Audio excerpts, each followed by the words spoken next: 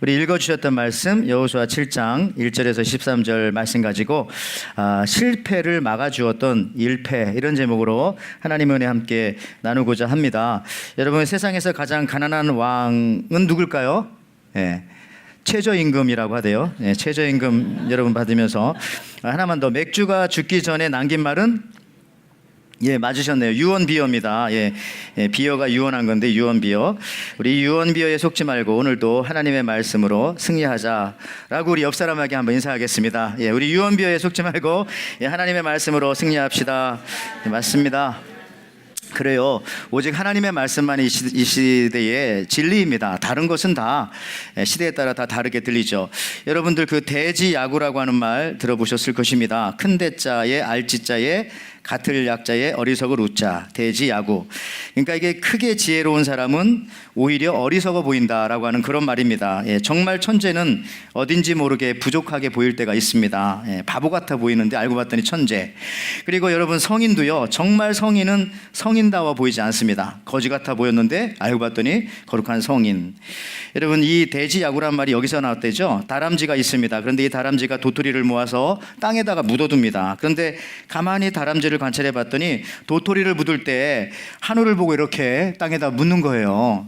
그러니까 나중에 자기가 묻어놓은 곳을 찾지 못하고 그냥 묻어놓은 도토리는 그대로 있고, 나중에 거기서 씨가 나고 싹이 나고 해서 참나무 숲이 되어지고, 또 도토리를 다 따지 못하는 동물들은 이 다람쥐가 감춰놓았던 거 와서 또 나눠 먹기도 하고. 그래서 이 다람쥐의 부족한 부분, 실패한 부분이 결국에는 자기 자신과 숲속에 많은 동물들에게 큰 이익을 가져온다는 것입니다.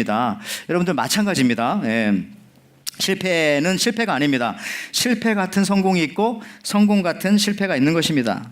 많은 사람들은 실패가 약이 되기 때문에 성공을 하는 것이죠. 여러분, 세계의 역사를 보면은 하나님을 의지한 민족과 나라는 다 잘 됩니다. 그러나 엉뚱한 것을 의지하면 결국 남는 것이 없습니다. 우리 지난주에 한국 여행객이 안타깝게도 유럽에 있는 헝가리 여행하다가 그 다뉴브 강에서 저녁 보트 여행을 하시다가 배가 가라앉는 바람에 33명 중에 7명이 구조되고 7명은 죽고, 또 19명은 불어난 강물에 아직 시체를 찾지 못하는 안타까운 일이 있었습니다.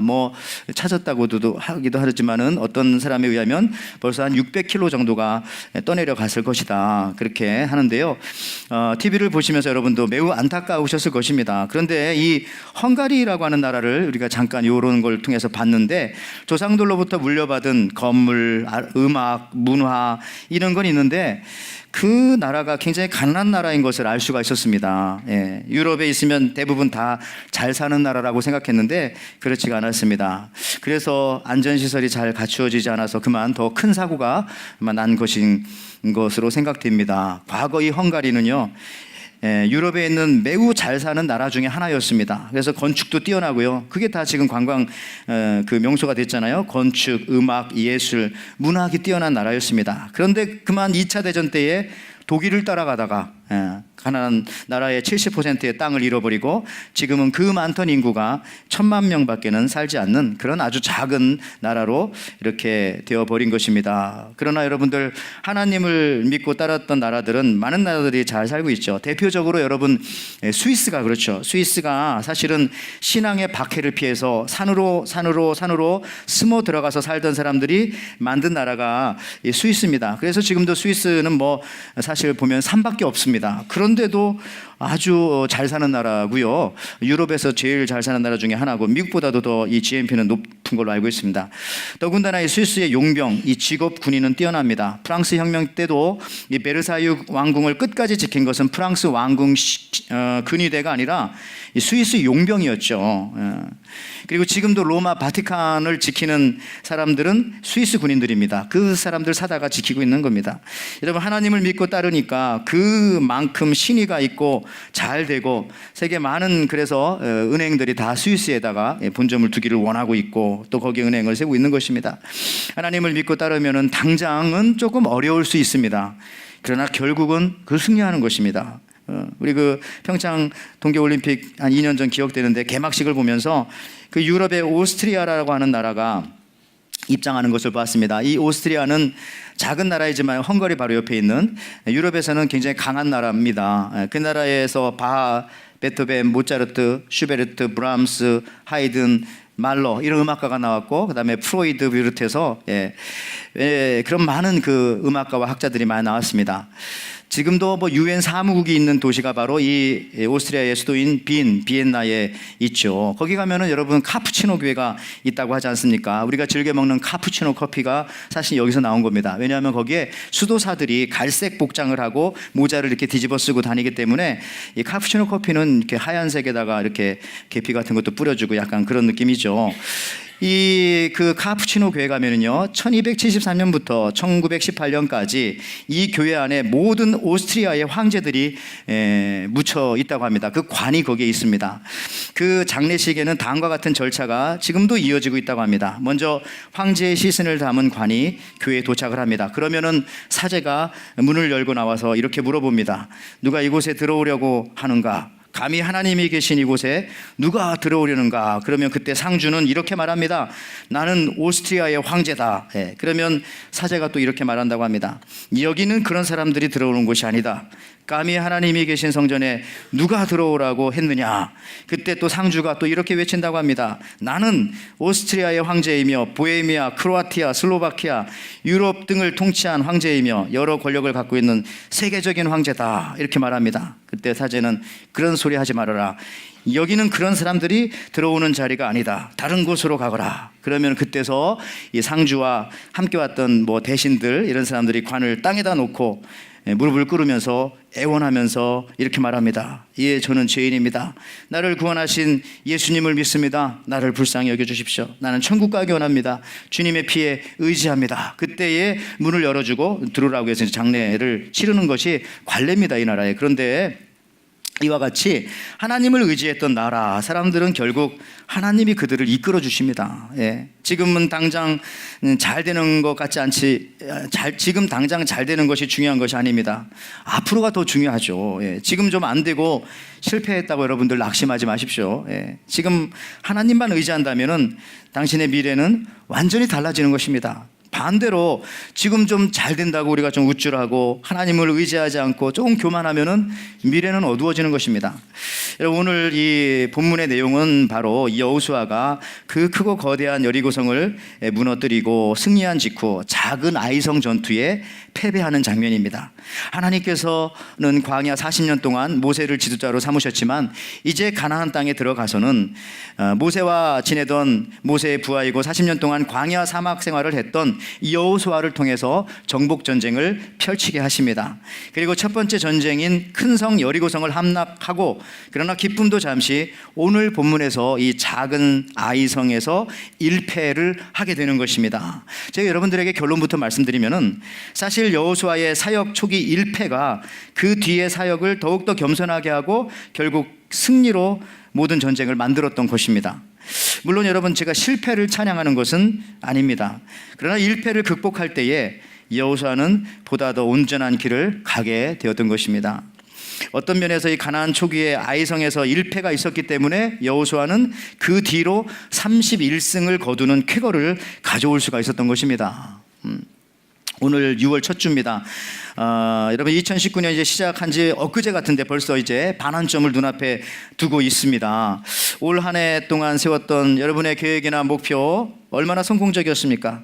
아니면 뭐 실패한 부분이 여러분들이 있습니까? 만약에 실패하였다면은 오늘 여호수아의 모습을 통해서 우리가 초창기 1패를 통하여 오히려 뒤에 다시 실패 없이 31승을 거둘 수 있다는, 저는 이 믿음으로 좀 승리하는 여러분들의 남은 한 해가 되기를 바랍니다. 여러분들, 이 여호수아는요, 초기 정복 전쟁에서 이렇게 아이성에서의 실패함으로써 가장 그에게 영적인 보탬이 되었던 것이 두 가지가 있습니다. 첫째는 이 실패를 통해서, 전쟁의 실패를 통해서 하나님이 어떤 분인지를 알게 되었고요. 두 번째는 또한 가나안 땅에 들어가서 이루어지는 모든 싸움은 내가 가진 지식과 능력을 가지고 싸우는 것이 아니라 하나님을 의지하고 하나님이 함께 하실 때만 승리할 수 있다는 것을 깨닫게 되었던 그런 순간이었던 것이죠. 여러분들, 그래서 하나님이 함께 하시면 도저히 엄두도 나지 않는 여리고성과 같은 큰 성도 싸움 없이 무너뜨릴 수가 있고, 하나님이 함께하지 아니하시면은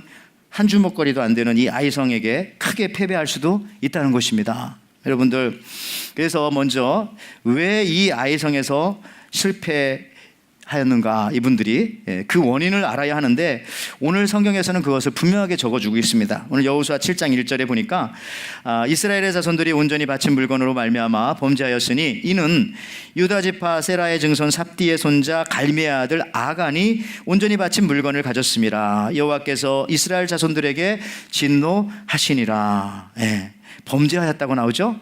그 다음에 어떤 범죄를 하였는가가 또 오늘 본문 끝부분에 더 정확하게 다시 한번 기록하고 있습니다. 여호수아 7장 12절에서 13절 말씀에, 그러므로 이스라엘 자손들이 그들의 원수 앞에 능히 맞서지 못하고 그 앞에서 돌아섰나니 이는 그들도 온전히 바친 것이 됨이라. 그 온전히 바친 물건을 너희 중에서 멸하지 아니하면 내가 다시는 너희와 함께 있지 아니하리라. 너는 일어나서 백성을 거룩하게 하여 이르기를 너희는 내일을 위하여 스스로 거룩하게 하라. 이스라엘의 하나님 여호와의 말씀에, 이스라엘아 너희 가운데에 온전히 바친 물건이 있나니 너희가 그 온전히 바친 물건을 너희 가운데서 제하기까지는 내 원수들 앞에서 능히 맞서지 못하리라.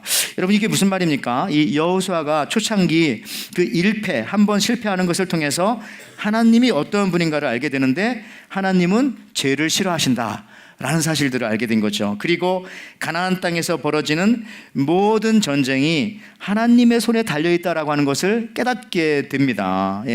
그래서 이스라엘 중에서 이 범죄자를 가려내기 시작합니다.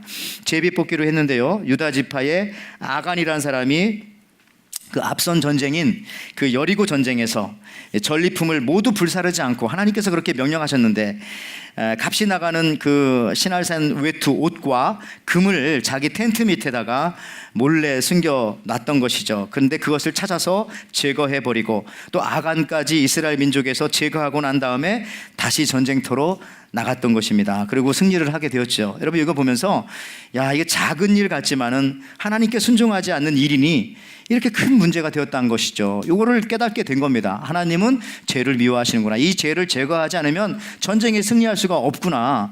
작은 일이지만 그 아간이 수많은 사람 중에서 한 사람이 외투하고 금 조금 갖다 텐트에다 묻어놓은 것이 그게 무슨 큰 일인가?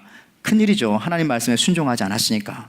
여러분들, 그 로마의 멸망사를 연구한 학자들이 많은데 그 중에 한 사람은요, 이 왜 1000년 동안 건재했던 로마가 한순간에 멸망했는가, 그 원인을 이 상수도 시설에서 찾고 있습니다. 상수도 시설에서 로마가 멸망할 당시 그 사회가 매우 부도덕한 현상들이 그 사회에 나타났습니다. 살인, 근친상간, 성적인 타락, 심지어 동물들과도 성적인 행위를 하는 등 입에 담기 어려운 상황들이 전 사회에 그냥 일반적으로 있었다는 것입니다. 심지어 그 당시 글라디우스 황제는요, 자기보다 35살이 어린 연하의 아내 마셀리나와 결혼을 했습니다. 근데 이 마셀리나는 그 이성애자, 바이섹슈얼리스트였죠. 그래서 성욕이 아주 넘치는 그런 여자였고요. 그래서 수많은 검투사들을 왕궁으로 끌어들였습니다. 그리고 자기가 직접 그 당시 창녀촌으로 가서 최고의 창녀와 누구의 성욕이 더 강한가 내기를 하여 이기기까지 하였다는 기록들이 다 적혀 있어요. 부끄러운 얘기죠. 그리고 이 로마 전체 사회가 1500명이 함께 들어가는 남녀 혼탕, 목욕탕이 있었고, 근데 여러분 생각해 볼 때에 이게 이해가 안 되잖아요. 어떻게 이렇게 온 사회가 다 이렇게 되어질 수 있었을까? 이렇게 타락할 수가 있었을까? 바로 로마의 상수도 시설에 문제가 있었다는 거죠. 그 뭐냐면 상수도 수도 시설에 납이라고 하는 거 있죠. 리드, LEAD, 그 납 성분이 그 연결 부분마다 다 있었다는 겁니다. 그리고 수도 꼭지 그쪽 부분마다. 그래서 이 로마 시민들이 다 이 납 중독에 걸려 있었던 것입니다. 그래서 온 국민이 정신적인 이런 병리 현상이 일어나지 않으면은 이런 일들이 있을 수가 없었다는 거죠. 어떻게 인간으로서 이렇게 보고 있는 겁니다. 여러분들, 그래요. 오늘 아간의 범죄가 눈에 보이지 않는 것이지만은 하나님께서는 그 죄악을 싫어하셨고 결국 이스라엘이 아이성 전투에서 실패하게 만드십니다. 그리고 깨닫게 하는 거죠. 두 가지를 제가 앞서 말씀드렸던 것처럼. 그런데 여러분, 감사한 것은 여기서 여호수아가 실패를 원망하지 않고 하나님께 기도하며 그 실패의 원인을 찾아낸 겁니다. 그리고 그 문제를 해결하고 다시 그 전쟁에서 승리하게 되는 것입니다. 여러분, 또 그뿐 아니라 이 가나안 정복 초기에 이 값진 일패가 바로 여호수아가 앞으로 승리하게 될 31번의 승리, 31번의 그 승리를 이끄는 교두부가 되었다는 것입니다. 혹시 여러분들 중에서도 초창기 실패하신 분이 있습니까? 아니면 올 한 해 성공할 줄 알았는데 그 실패한 그 처참한 일패가 여러분들에게 혹시나 있습니까? 그 문제의 원인을 찾아내야 됩니다. 그리고 그 부족하거나 잘못된 점이 있다면 하나님 앞에 고백하면서 새롭게 해달라고, 또 새롭게 하시는 말씀을 따라서 나가면은 오히려 그 1패가 나중에 31승을 가져오는 그 밑거름이 되는 것입니다. 여러분, 이런 것들을 우리가 또 아이들한테도 가르쳐줘야 되고, 여러분 성경에 보면은 초기에 실패했지만은 오히려 그것 때문에 더 큰 승리를 경험한 사람들이 성경에 나와 있는 대부분의 인물들입니다. 요셉도 그랬고, 다윗도 그랬고, 베드로도 그랬고, 마가도 그랬고, 바울도 그렇고, 예수님의 모든 제자들은 다 초창기 1패를 한 사람들의 실패를, 그런 다음에 예수님의 손에 붙잡혔죠. 성도 여러분, 우리가 그 페르시아의 그 양탄자가 있는데, 그 페르시아 양탄자 카페트, 그 흠집내기라는 그런 말 들어보신 적이 있습니까?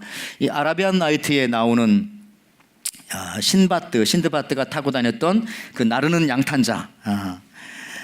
페르시아는 지금 이란이죠. 이란의 옛 나라인 페르시아는 이 양탄자로 아주 유명했습니다. 그래서 이 페르시아 카펫은 거의 모든 작업을 손으로 합니다. 저렇게 굵은 배실에 양털을 박는 것부터 전부 다 수작업으로 합니다.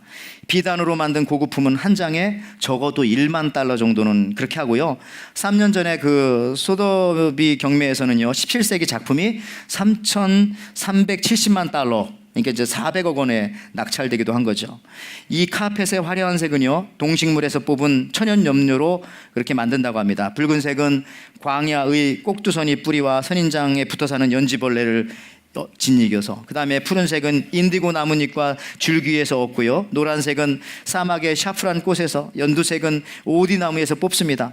어쨌든 이렇게 자연색을 입혀서 작품을 완성하는 데까지는 적어도 2년에서 3년 정도, 그렇게 빨라도 걸린다고 합니다.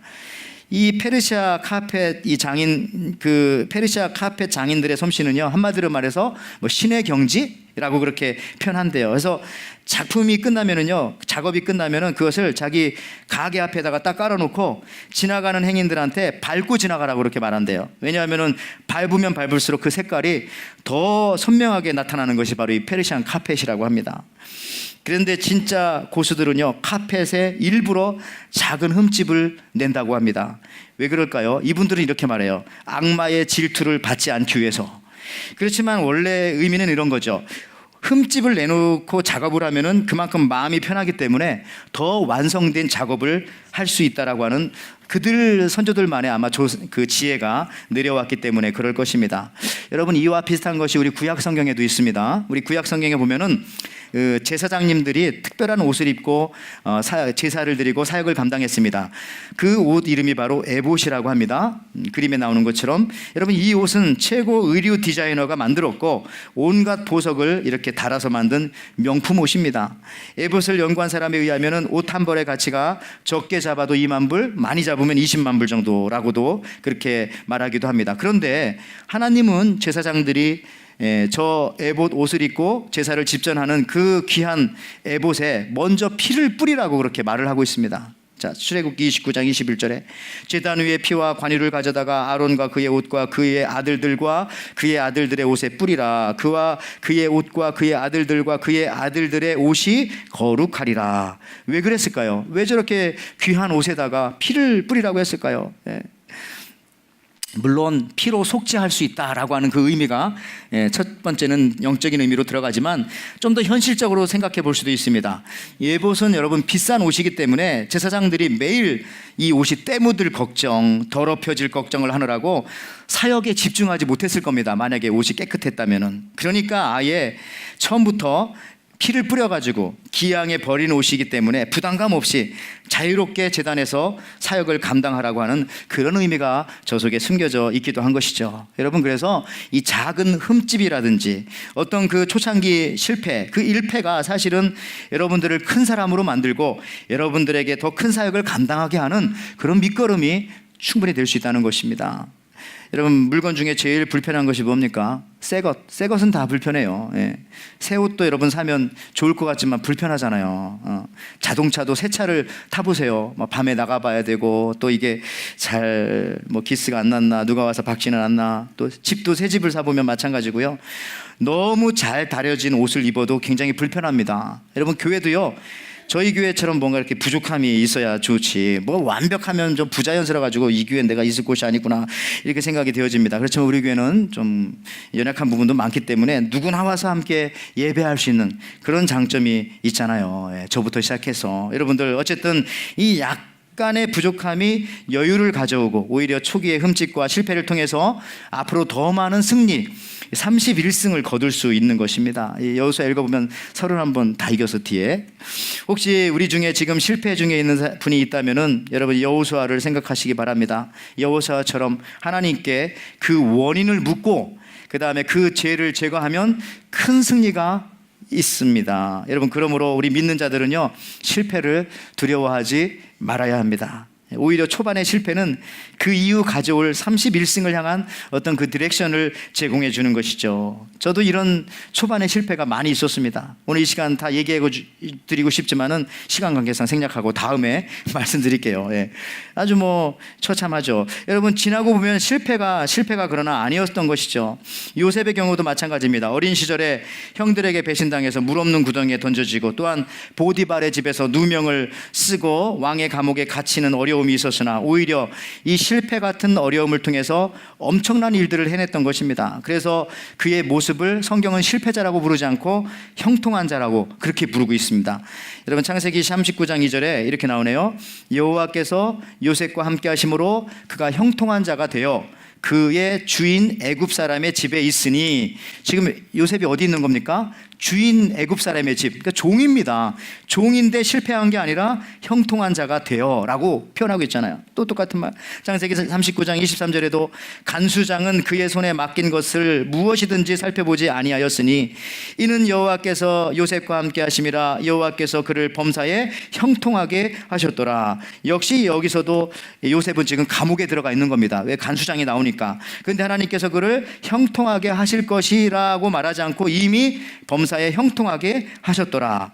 여러분, 요셉에게 형통이라는 단어가 쓰일 때, 한 번은 주인을 모시는 종들 중에 한 사람이었을 때고, 또 한 번은 감옥에 있을 때 그 죄수였을 때입니다. 그런데 요셉의 모습을 성경은 실패자라고 말하지 않고 형통한 사람이라고 말합니다.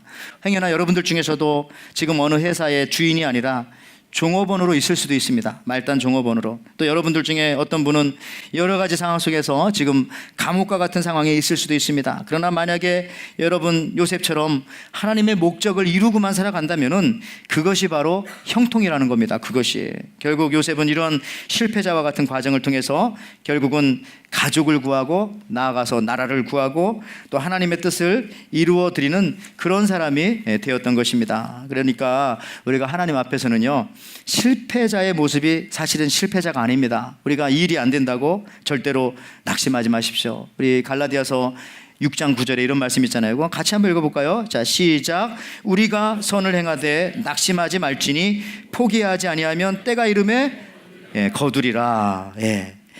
우리에게 실패가 없어요. 어떤 심리치료사에게 한 사람이 찾아왔습니다.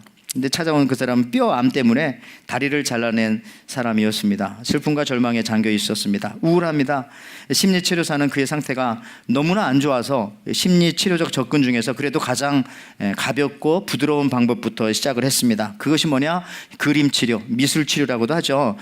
그래서 먼저 이 낙심한 사람에게 자기 자신을 생각하면서 도화지와 크레용을 주면서 꽃병을 한번 그려보라고 그렇게 말을 했습니다. 그러자 꽃병을 그렸는데 이분이 까만색 꽃병을 그린 겁니다. 그리고 그 꽃병에 금이 가 있는 모습을 여기저기에 그려 넣었던 것입니다.